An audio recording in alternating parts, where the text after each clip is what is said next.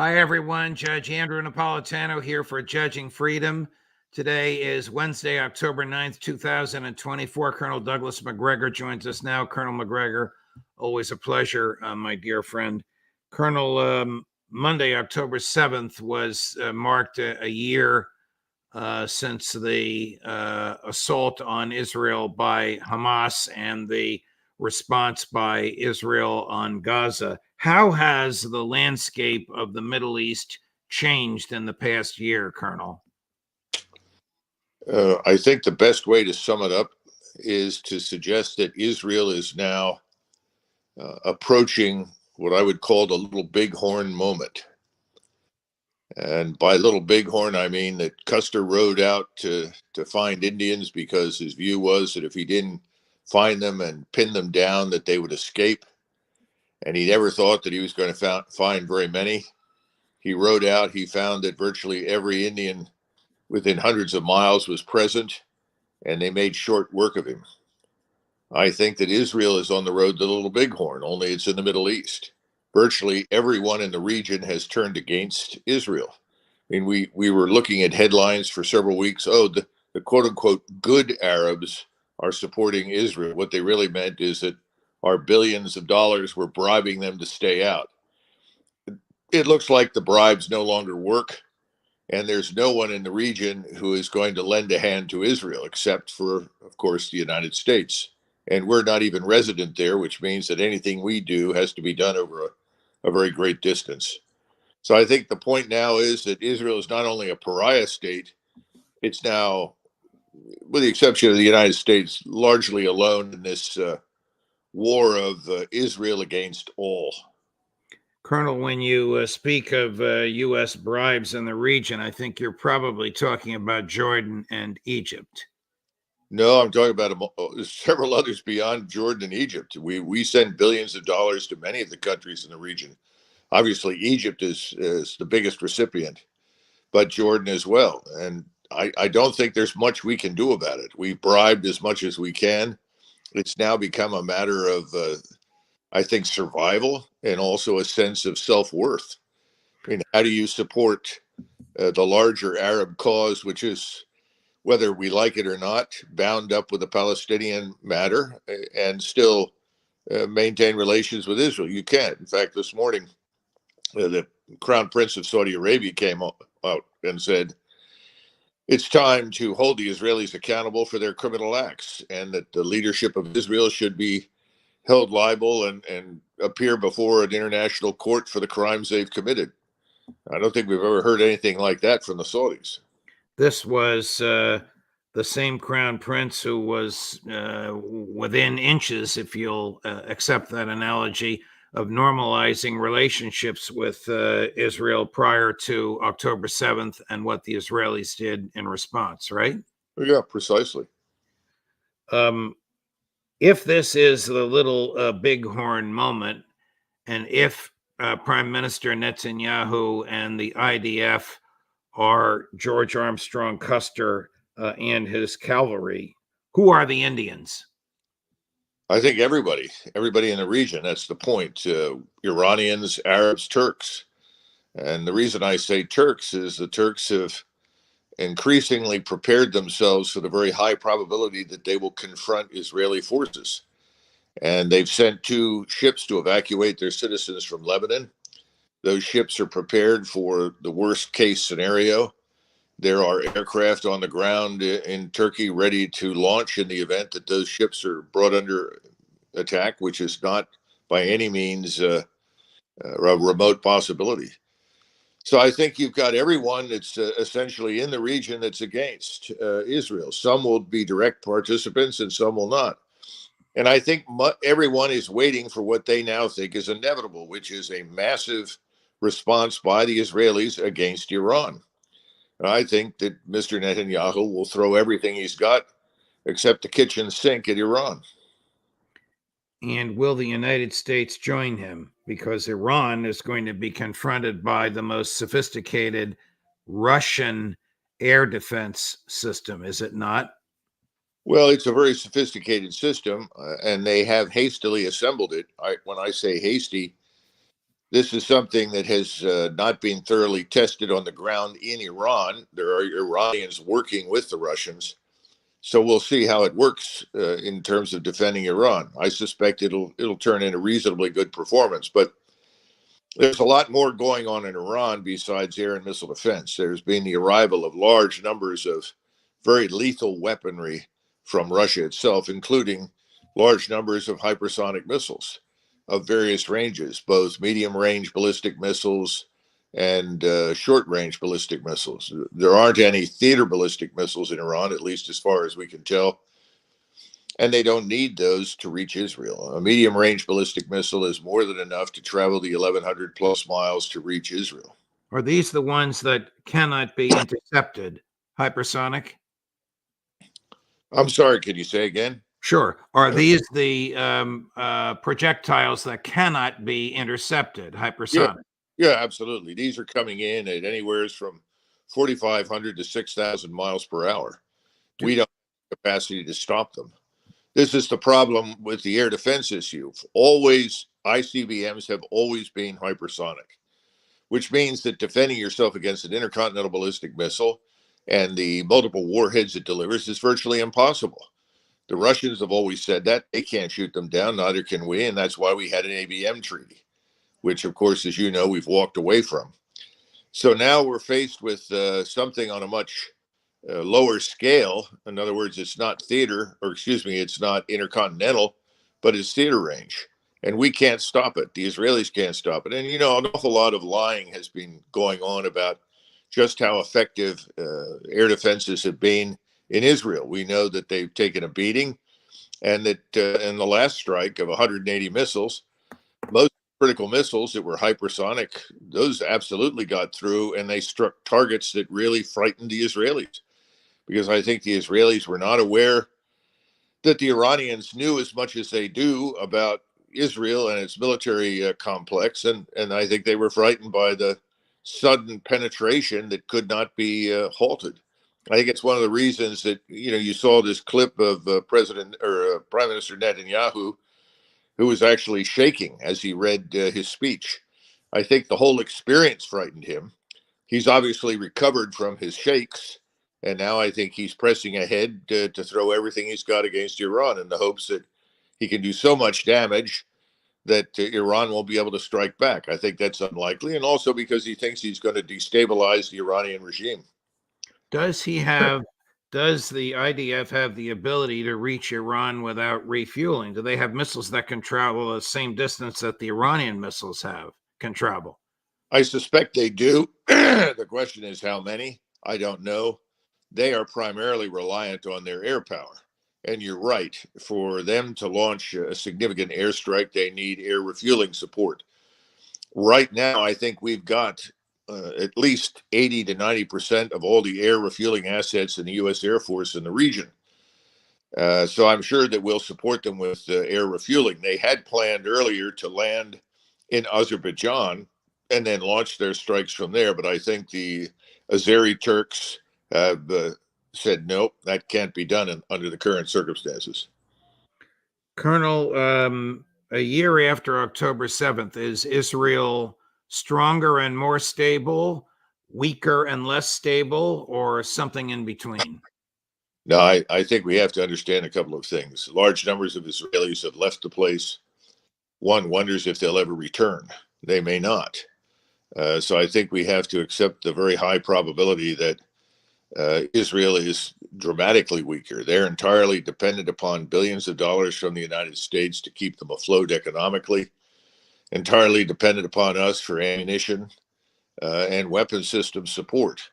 This is why you hear people repeatedly saying that we are complicit in the various atrocities which the Israelis have committed in the name of defense. We are complicit. We have financed those atrocities, and there doesn't seem to be relief in sight, no matter who wins the election in November. Oh, I think that's true. I would say there is a difference though between Ukraine and the United States, or excuse Yes. me, Ukraine and Israel.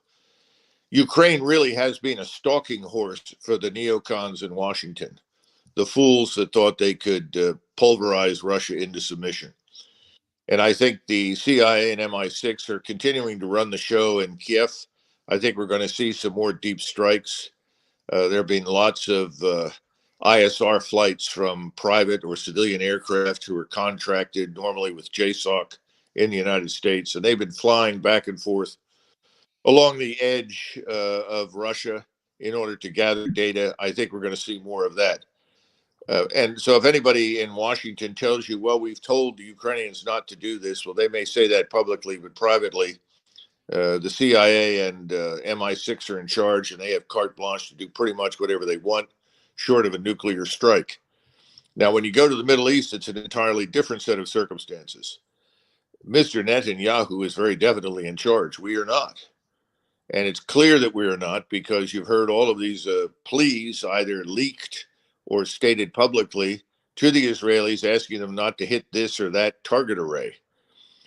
I don't think Mr. Netanyahu gives a damn what anybody tells him in Washington right now, because he controls everything. He controls the Hill.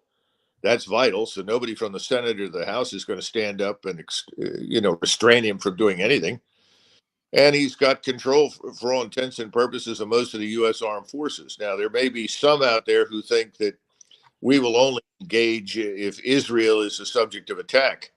We will see. But I think we're going to have to support the Israelis in their attack on Iran, or the Israelis might as well write it off. Does Netanyahu face any chance of the spigot being turned off if he continues to thumb his nose at the White House? It's doubtful, as you pointed out, because their assumption is if for some reason they have to pause and not ratchet up the intensity of the war, then it's only temporary, because if President Trump wins, they are confident that he will come in and give them 100% support to do whatever they want. I guess they're confident on the same happening if Vice President Harris wins. Yeah, I think so, although they'd be more comfortable with President Trump. I mean, you've seen President Trump is very demonstrable in his support for Israel, and more important, his support for Jews in the United States in his public behavior. So I think they given the choice, Judge, I think they'd much rather have President Trump. But you're right. Even if President Harris is reelected, the pressure inside her administration and from their donors, some of whom are the same or at least overlap, they'll continue this. There's no question about it. The only way out of this, and this is very important, the only way out of this is for the people in the region to fight back. And let's be frank, to date, there hasn't been much in the category of fight back. In other words, most of the Arab states have sat there and taken the insults and the bombings. I don't think that's going to go on much longer. But this is my point on the little bighorn moment. All of the tribes eventually gathered for that large battle, but it took a long time for those various tribes to put aside their differences and show up. And if Custer hadn't been looking for them, he might have not have found them at all. So the Israelis have turned this revenge campaign for what happened on the 7th of October, even though, as we discussed in the past, I have serious doubts about 7th October happening without Israeli collusion.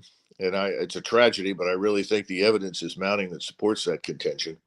But whatever they started out to do, at least in theory, is irrelevant now. This has become truly a kill or be killed war, a war of annihilation waged against the House of Islam. And the House of Islam is going to have to come to terms with that and decide whether or not it plans to survive. I think they're getting closer and closer to the kind of unity that will spell the end of Israel. But I think the time when everyone was willing to sit by and watch it happen and do nothing is over. Tell me about Prime Minister Netanyahu. Is he a reliable person? Is he an honest person?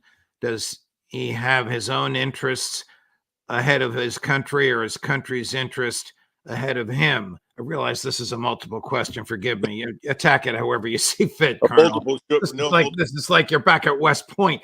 I'm sorry. We didn't get very multiple choice questions in the old days. You ought to. My point is, does he know the damage that he's doing to Israel? Ambassador Freeman says Israel has become its own worst enemy. Well, of course, I agree with him, but that's because of Netanyahu and his supporters. If you are Netanyahu, you have promised the population that is electing you that you are going to, quote unquote, annihilate all of their enemies. In other words, the proposition is Israel will only be safe when it is devoid of any Muslim Arabs or Arabs, period. That's the first thing. And its external enemies, principally at this point in time, Hezbollah and ultimately Iran, are destroyed. That has to be understood. That's the way they see it. So they talk about a five-front war. You have the various militias in Iraq and Syria. You have the Houthi militias. You have the problems inside Gaza and the West Bank. You have Hezbollah. So you're engaged in a multi-front war that is a win or be destroyed outcome. It's very similar to, frankly speaking, in Hitler in the last part of the Second World War. There were many opportunities, even within the first couple of months of invading the Soviet Union, for him to accept several possible deals that at least would have suspended fighting for some period of time. He rejected everything. And I think we have Netanyahu who has fundamentally rejected any negotiation, any compromise of any kind on the grounds that he has control of us. I think that's the key variable. Everybody says it, but I don't think they understand how important it is. He's got control of us. Our armed forces are with him. He has a limitless supply of munitions and weapons and rockets. He's got U.S. forces already integrated with his to conduct the intelligence, surveillance, reconnaissance operations, the overhead surveillance. We are cooperating with him at sea. There, he thinks he's in the driver's seat. He's convinced himself that he can win. However, I think he's also taken the position, Judge, that if he can't win, he'll go down fighting. So this is kind of the same thing in April 45 in Berlin. Either we win or we all die.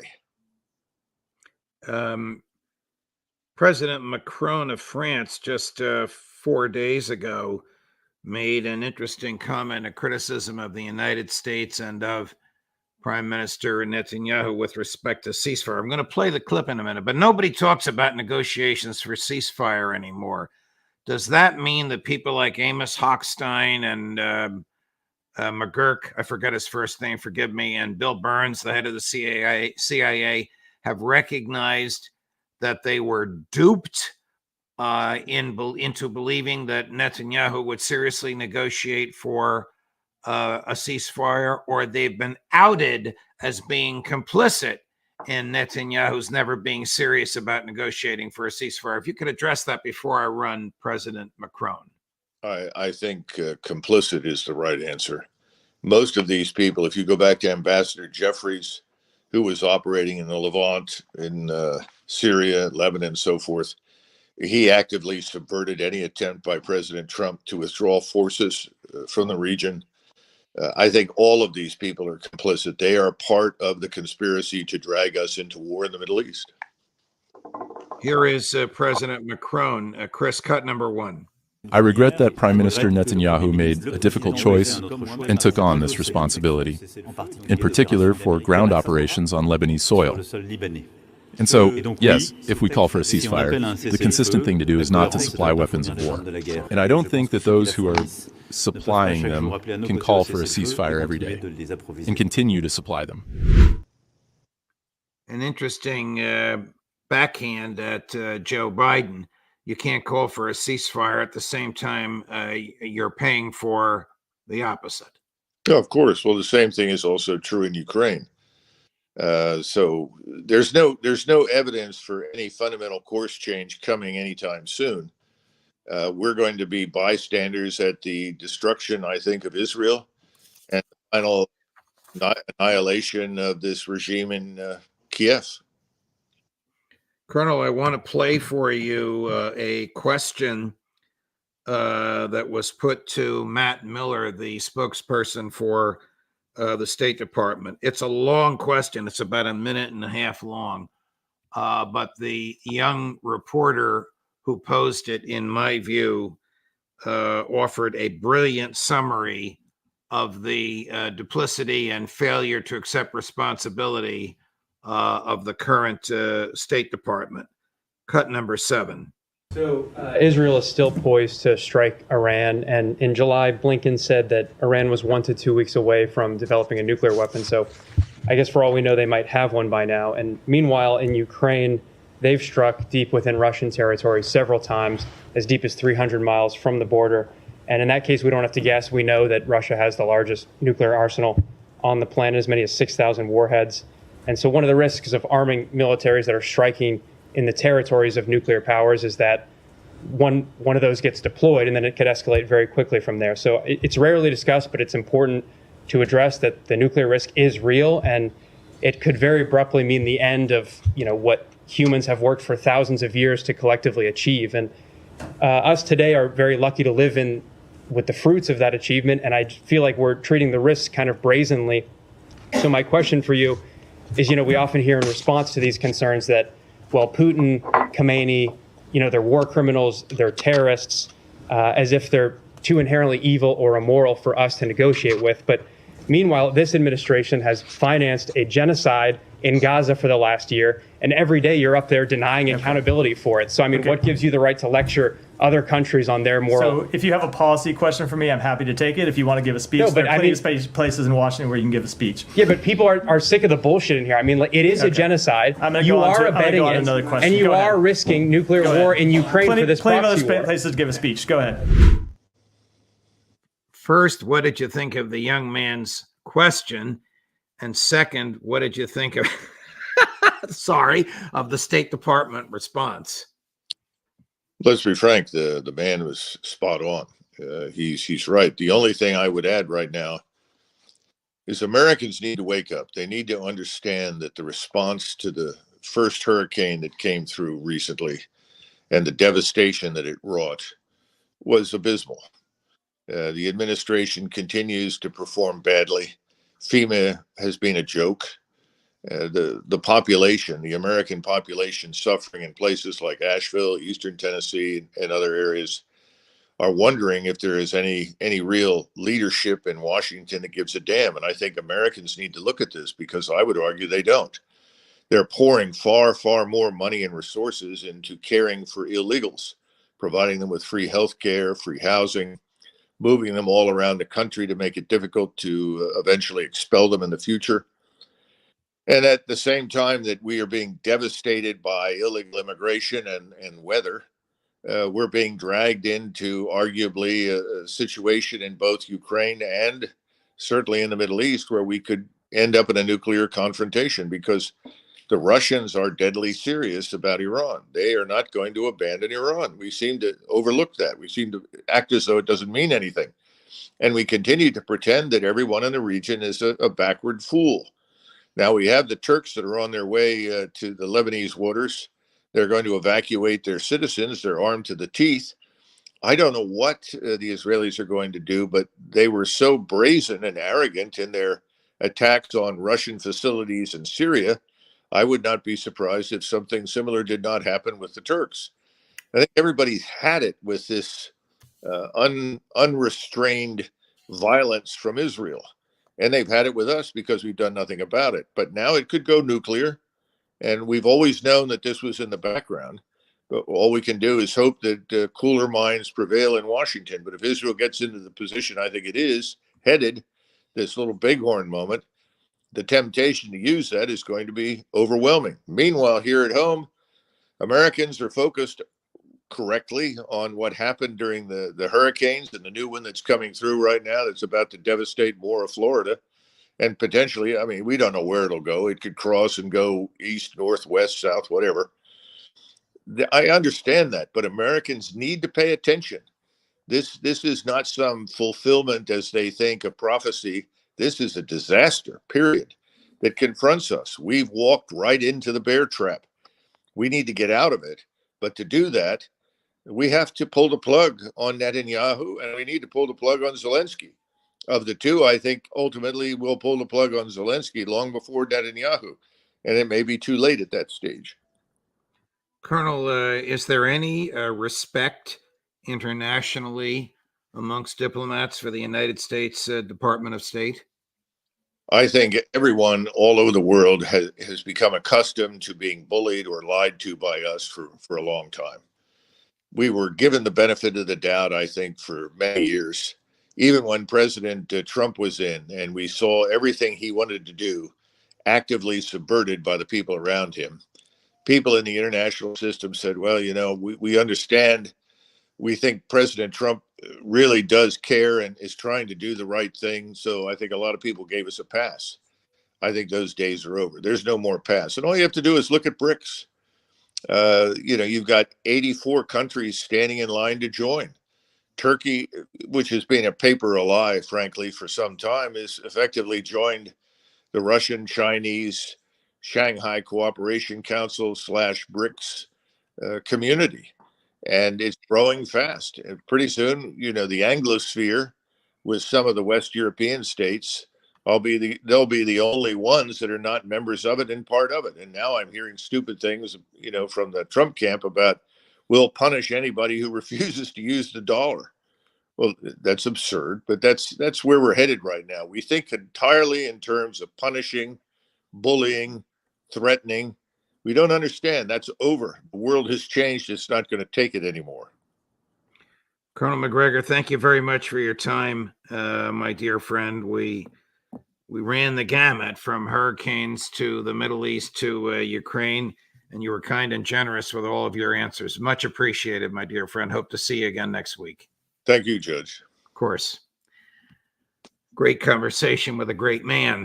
Coming up later today at 2 o'clock this afternoon, all times Eastern as always, Ambassador Charles Freeman at 3 o'clock, Phil Giraldi at 4 o'clock, Aaron Mate. Judge Napolitano for Judging Freedom.